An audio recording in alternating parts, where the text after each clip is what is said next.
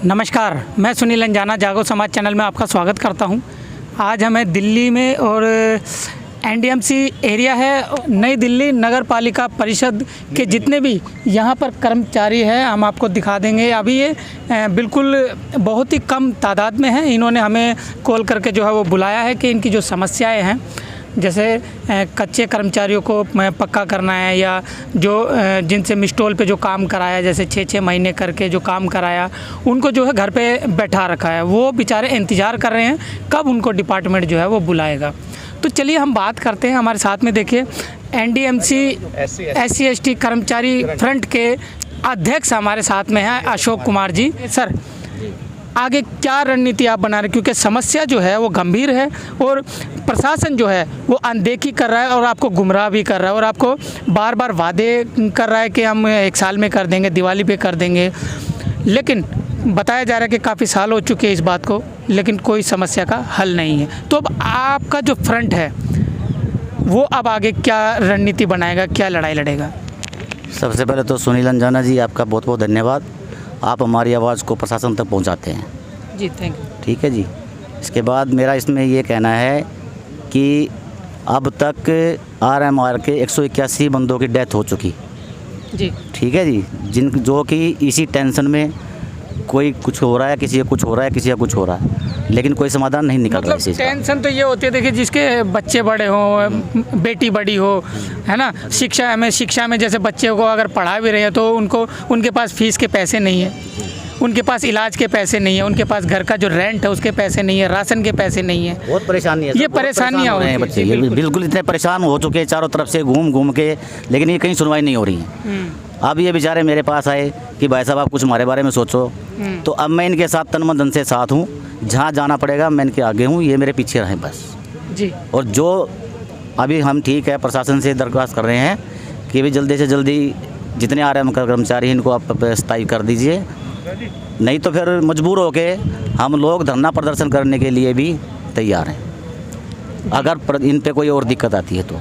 मतलब अगर प्रशासन नहीं सुनेगा तो आप धरना प्रदर्शन जी बिल्कुल कर सकते हैं? बिल्कुल करेंगे। फिर अगर फिर भी नहीं सुनते तो उसके आगे क्या करेंगे? रणनीति फिर आगे बताएंगे सर क्या करना है। देखो एक स्टेप बाय स्टेप ही चलेंगे ना जी। बिल्कुल, आप चाहते कि डिपार्टमेंट जो है वो सुनवाई कर ले और लोग से यही रिक्वेस्ट है हाथ जोड़ के कि वो कम से कम ये देख ले। इतने 4800-4400 की लिस्ट लगाई थी ना अभी इन लोगों ने, 4500 कुछ थे।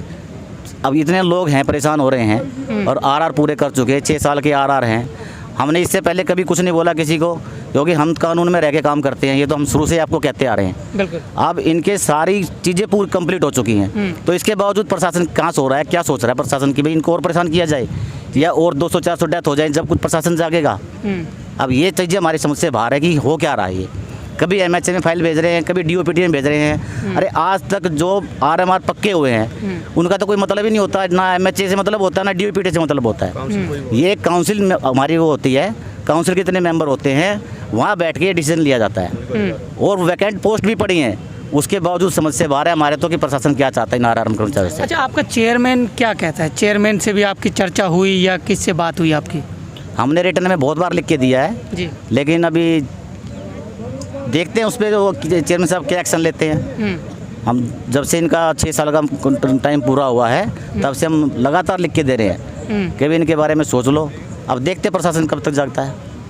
जी, अगर आपकी बात नहीं मानी, क्योंकि मैं आपके चेहरे पर देख रहा हूँ, अगर प्रशासन ने आपकी बात नहीं मानी तो जो 4-4.5 हज़ार जो कर्मचारी है जी, और उससे ज़्यादा भी है क्योंकि TMR में भी है, TMR में भी है, तो मतलब 10,000 आदमी शायद इस NDMC की बिल्डिंग पे यहाँ मौजूद होगा। बिल्कुल, यही आप कहना चाहते हैं? बिल्कुल मौजूद होगा जी। चलिए, जो अशोक कुमार जी हैं उनका यही कहना है, अगर उनकी बात नहीं मानी तो जो 10,000 कम से कम जो कर्मचारी है TMR और RMR के, वो डेथ केस भी है उसमें, देखिए, तो 10,000 जो भी आदमी हैं, जो कर्मचारी हैं, वो सभी यहाँ मौजूद होगा और अपना विरोध प्रदर्शन करेंगे और रोष जो है वो आपके सामने करेंगे और पूरी दिल्ली को भी हो सकता है वो हिला कर रख दे। क्योंकि जब अंदर से आत्मा जब रोती है, जब किसी का चूल्हा ठंडा होता है या उसके बच्चे भूखे मरते हैं तो उसकी आत्मा रोती है, तो उसको संभालने वाला कोई नहीं होता।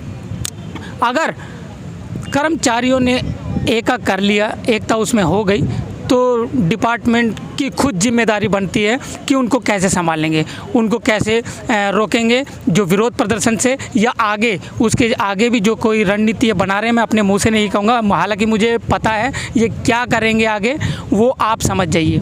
तो प्रशासन से दरख्वास्त है, जागो समाज चैनल की भी और सभी तमाम कर्मचारियों की भी, कि उनकी सुनवाई करें और उनका जो पेंडिंग जो काम है उससे निजात दिलाए। चलिए, राजकुमार मिश्रा जी हैं जो कि आरएमआर कर्मचारी हैं, उनसे भी जानने की कोशिश करेंगे। मिश्रा जी, क्या कहेंगे, क्या दुख तकलीफ है, और क्या जो आपके साथी जो भाई है कर्मचारी है उनके विषय में क्या कहना चाहेंगे? सर, दुख तकलीफ़ तो ये है कि अब आप पूछ रहे हैं दुख तकलीफ़ क्या है, तो आप ये पूछेंगे अगर कि दुख तकलीफ़ क्या नहीं है तो ज़्यादा आसान होगा बताने में। दुख तकलीफ़ें तो इतनी हैं कि बताने में भी थोड़ा वो होता है। आप ये समझ लीजिए, दुख तकलीफ़ पहली 12,000 रुपये सैलरी मिलती है आरएमआर कर्मचारी को, जो कि दिल्ली के हिसाब से, क्या मैं कह, पूरे भारत में किसी भी कोने में चले जाओ, अगर आप कोई 12,000 रुपये में किसी गुजारा होता हो विद फैमिली के समेत, तो बहुत मुझे नहीं लगता कहीं कर पाएगा। और जिसका किराए का मकान है, जिसको रोज़ किराया भाड़ा आना जाना है, उसकी तो अलग ही स्थिति है, उसका तो भगवान ही मालिक है। और इसी वजह से, जैसा कि अभी बताया अशोक भाई ने, हमारे बताया, सुनील भाई ने बताया कि काफ़ी लोग मर चुके हैं। मैं आपको एक चीज़ और इसमें जोड़ देना चाहूँगा कि काफ़ी लोग मर गए हैं और कुछ लोगों ने सुसाइड तक कर लिया है। इतनी ख़राब स्थिति के चलते, अर्थव्यवस्था ख़राब होने की वजह से कुछ लोगों ने सुसाइड भी कर लिया है। अपना नाम बताइए। मेरा नाम सुनील कुमार है। सुनील कुमार जी, हाँ क्या जी, आपकी मैं समस्या है? आरएमआर हूँ, एनडीएमसी में सिविल में बेलदार हूँ। समस्या ये है सर, पिछले 7 साल से हम लोग रोटी की गुहार कर रहे हैं अपने उच्चाधिकारियों से। काफ़ी समय से हमें आश्वासन दिया जा रहा है कि इस बार हो जाएगा, इस होली पर हो जाएगा, इस दिवाली पर हो जाएगा। ना जाने कितनी ही दिवाली बीत गई जो हमारे घरों में आज तक दिए नहीं जले, अंधेरे में बच्चे पढ़ रहे हैं। रोटी के लिए बड़ा बुरा हाल है, बच्चे बड़े हो गए हैं, एजुकेशन नहीं हो पा रही है, मेडिकल फैसिलिटी नहीं हो पा रही है, यहाँ तक कि 11-12 हज़ार में एक घर कैसे चलेगा।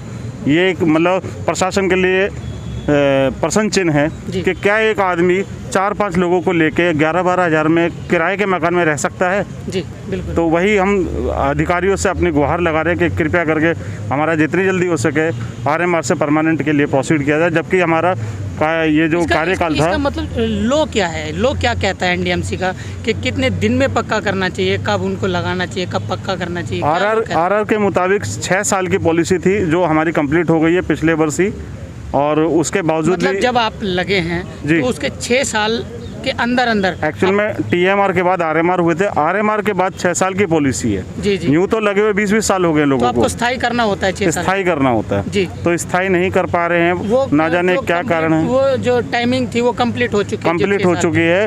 आज तक प्रशासन की तरफ से यही आश्वासन आता है, आपकी फाइल एमएचए गई है, आपकी फाइल लॉ मिनिस्ट्री गई है, आपकी फाइल डीओपीटी गई है, आपकी फाइल डीएसएस भी गई है।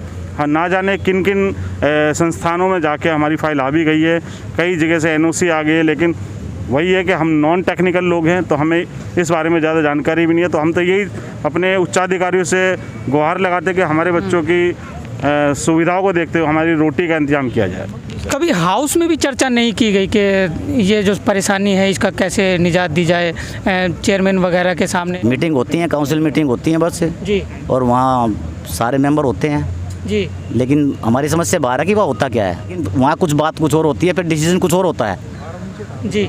अगर वहाँ मान लो बैठ के जो डिसीजन हो रहा है, जब वो लिस्ट लगाई थी 4480 बंदों की, हाँ जी, अब उसमें टाइम दे दिया 15 दिन का कि भाई 25 तारीख तक का टाइम दे दिया कि इस पर जिसकी भी कुछ कमी है या कुछ करेक्शन करवानी हो तो करवा लो। अच्छा। उसको भी टाइम हो गया, सारा काम हो गया। अब उसके बाद क्या दिक्कत हो गई यही समझ में नहीं आ रहा हमारे को। तो अब क्यों इनको रोका? 8 महीने का टाइम कम नहीं होता? अब 8 महीने हो चुके हैं तो क्या प्रॉब्लम है, यही समझ में नहीं आ रही। प्रशासन हमारे को बताए तो सही कम से कम एक बार। बिल्कुल। तो चलिए, अब आगे जो आप रणनीति बना रहे हैं धरने प्रदर्शन की, तो वो कितनी तारीख को होगा या कब होगा, उसका कुछ खुलासा करेंगे? सर, अभी मैं माननीय चेयरमैन साहब से एक हाथ जोड़ के प्रार्थना करता हूँ कि हमें इतना मजबूर ना करें कि हमें धरने प्रदर्शन में बैठना पड़े। उससे पहले ही हमारे इस जो आरएमआर की समस्या है इसका समाधान करने की कृपा करें। आगे की रणनीति तो सर फिर हम आपको बाद में बताएंगे कि क्या करना क्या नहीं करना है। तो चलिए, इसी के साथ मैं सुनील अंजाना, जागो समाज चैनल, आपका अपना चैनल। धन्यवाद।